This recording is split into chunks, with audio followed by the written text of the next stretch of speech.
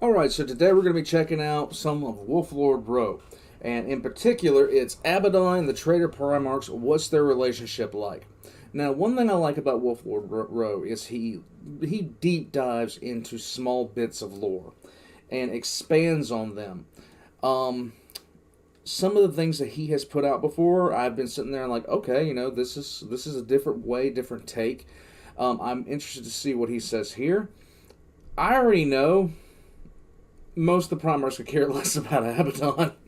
He is meaningless to them, um, despite what his ego might tell him. And the chances of a Demon Primarch actually following him would radically depend on what that Primarch had to gain. In any case, we're going to go ahead and get into this. This was requested by Tornado Hurricane, and yeah, this is the first time I've checked out Wolflord Row in quite some time. I can't remember the last time I actually did. I do know I have some of his stuff on the channel, but it's been a while since I've actually seen him, so let's get into it. Hey everyone, Ro here. Today we discuss Abaddon the Despoiler and the Traitor Primarchs. General spoiler warning to begin, as the events we're discussing today are from across the Warhammer 40k universe, so you have been warned. But with that said, let's just jump straight in. So Abaddon the Despoiler, War Master of Chaos, the man who, in the wake of the heresy, became the new face of Chaos. Sadly. Of course, this was not an immediate or simple process. The Traitor Legion wars amid the Eye of Terror were devastating, as the betrayers turned against each other. Right. It saw the destruction of the former sons of Horus, and the rise of the newly birthed Black Legion. What Abaddon truly went through in his years of isolation, none can say. But the former first captain that emerged was hell-bent on his new future. That the long war, far from over, had only just begun. And in the following years, through sheer determination, he battered and decimated his way to the position of undoubted leader of chaos. As much as the term can be used, at least. The problem... I call it professional cat herder, but that's just me. I mean, honestly, it's just about... In considering... Oh, God. Yeah, he's literally just a cat herder at this point.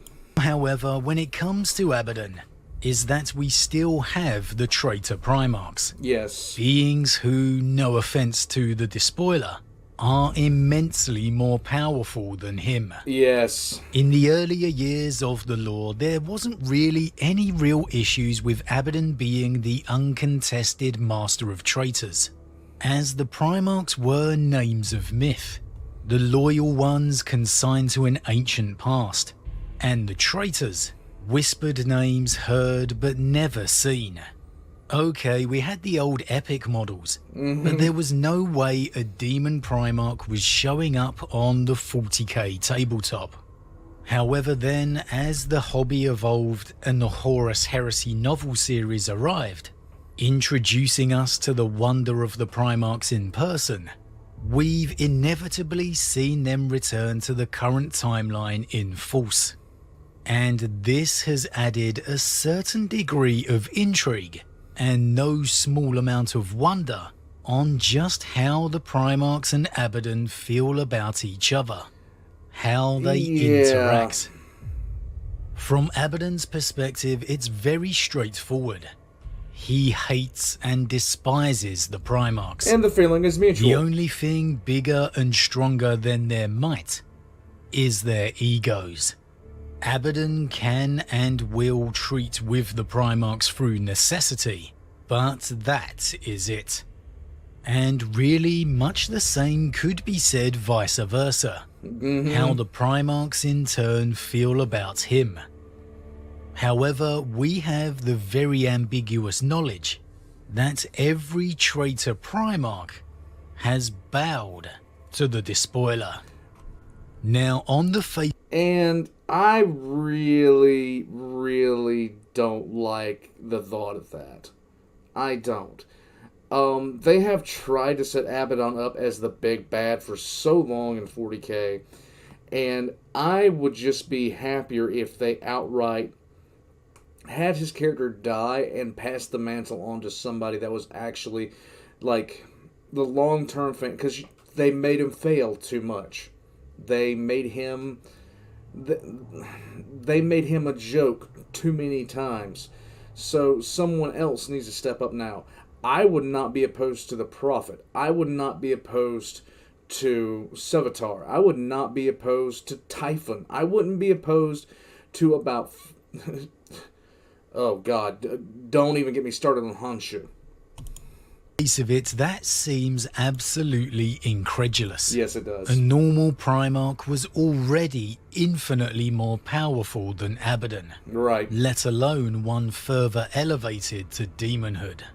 And on top of that, again they have their egos to match. Which is The gargantuan. thought of any of them kneeling to Abaddon just does not make sense, at least to a Primarch fanboy like me. However, there's a few very important things we need to keep in mind.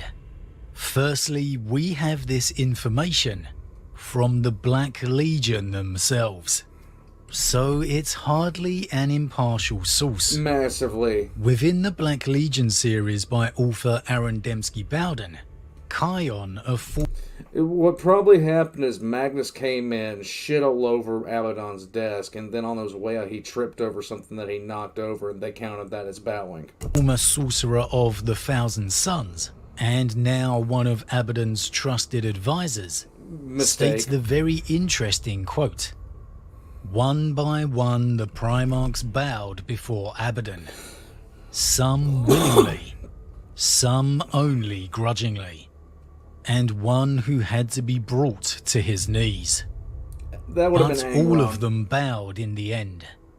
Lorgar, Perturabo, Fulgrim, Angron, my father Magnus, even Mortarion, who came closest of all to slaying us through his holy plagues." Now how this all plays out remains to be seen, because I really can't see any Primarch willingly bowing to Abaddon, Yeah. save possibly Lorgar. Yeah, And Lorgar. that's simply because he could recognize him as the chosen of chaos. No, that's because Lorgar's a simp. The thought of Perturabo bowing to a member of any no, that is just, that would not happen. I don't see that happening in the slightest. Magnus, maybe. It would depend on the circumstances, but Perturabo would tell him to go basically jump off a short pier. However, I will say Lorgar attempted to take control of the heresy himself Of course he did. from his brother Horus Lupercal, so even that is a bit of a stretch.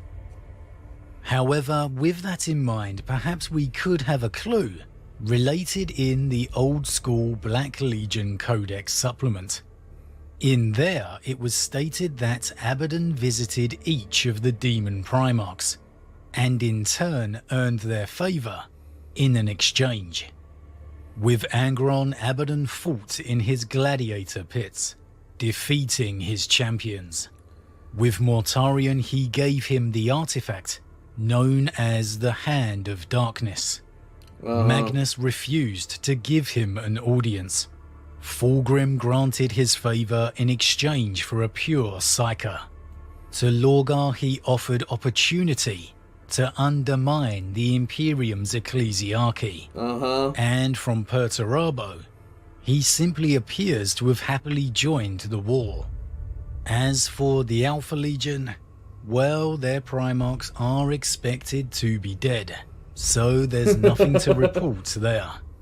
So could this in turn be interpreted as the Primarchs bowing? No. Well, it's actually very possible. You may have to alter some minor lore here or there, Massively. but it could tie up quite nicely. Many of these exchanges could be interpreted as willing or begrudging. Perturabo appears to willingly join the long war. Angron, you might assume, would be a little unhappy that his champions lost. And with Magnus refusing to grant an audience, he could be the one who is brought to his knees. I doubt that. Which is actually what's expected to transpire. That in some way Magnus will be tricked. Which actually is a bit of an ongoing theme for poor old Magnus. True. So much for the Cyclops' unsurpassed intellect. And there's also another reference which appears to tie into this reasoning for me as well.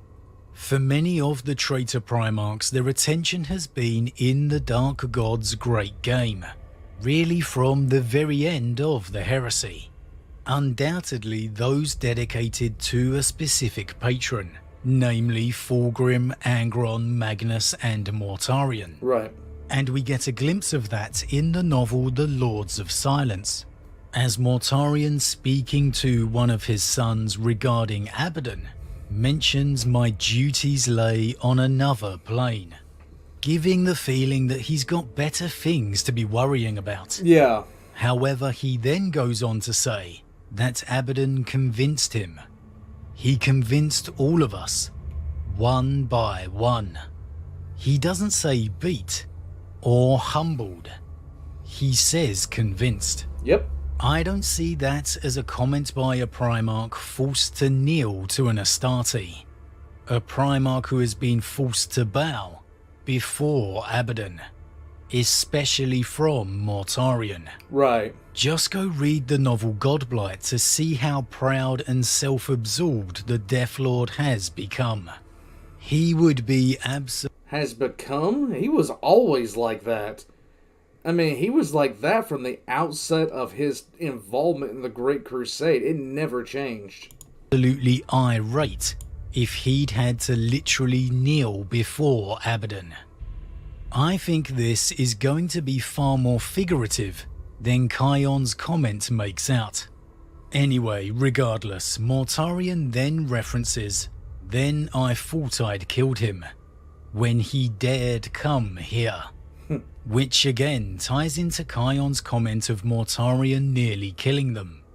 It all gives me the sense that Abaddon will indeed go before every Primarch, seeking their support for the war against the Imperium, as the Black Legion supplement said.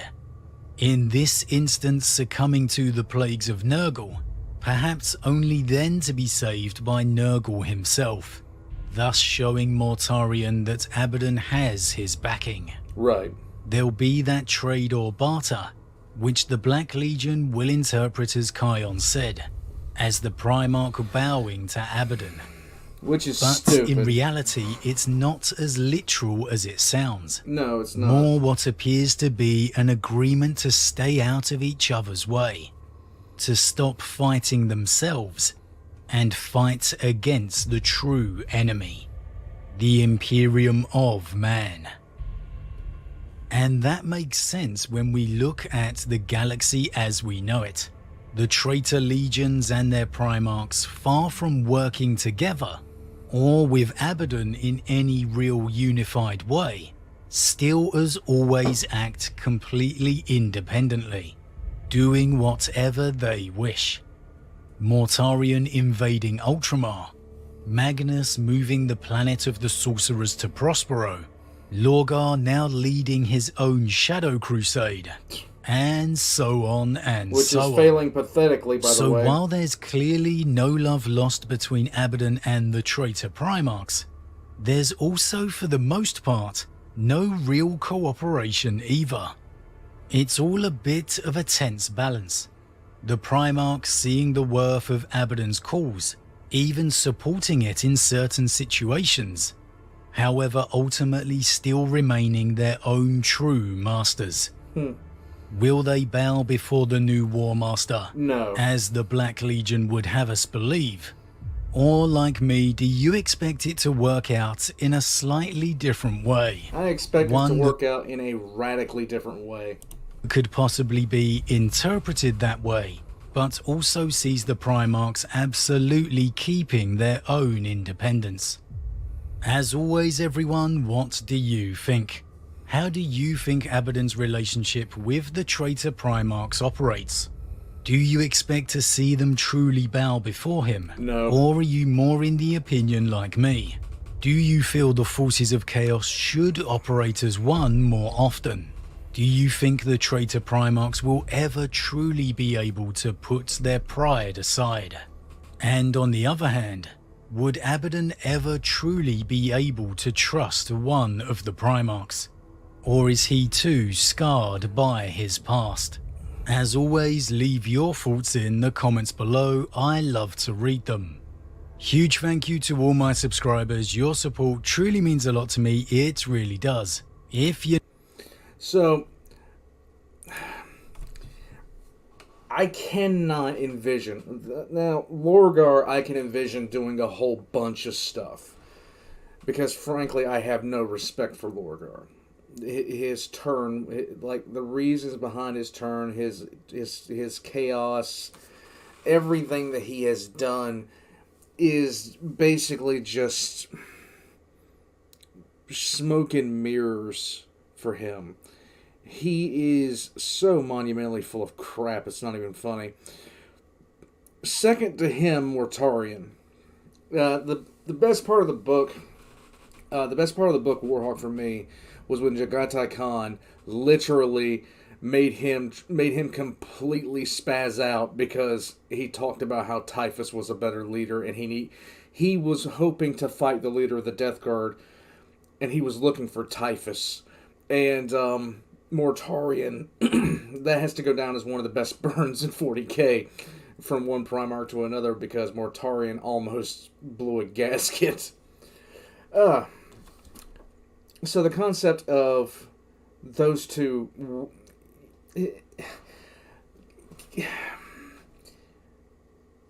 Kaon is he's a bullshit artist. There you go.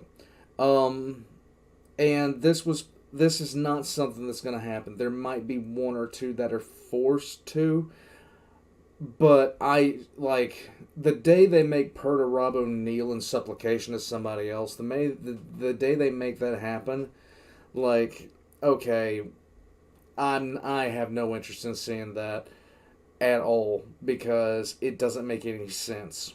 Perturabo is not the sort to do that. Magnus is not the sort to do that. He is the one to get tricked, though. Mortarion is definitely not that sort. He would rather just sit there and stink everybody out of the facility. One of the funniest things was after his transformation to a Demon Primarch, he literally went on board the bridge of the Vengeful Spirit and everybody started throwing up in their helmets. Which is glorious. In any case, like and subscribe if you guys haven't already. Leave me a comment down in the comment section. Help me out with the algorithm, guys. I'm going to be putting all the Wolf Lord Rose links in the description down below. Give him a check out if you haven't before. And, yeah, that's pretty much it. I have a Patreon if you'd like to support the channel, and a Discord down below so you can jump in and yell at me about cats, or post funny pictures of cats. In fact, we have a whole bunch of, there's one channel called Adornable Pets, and show us your pets. Catch you guys next time. I hit this button.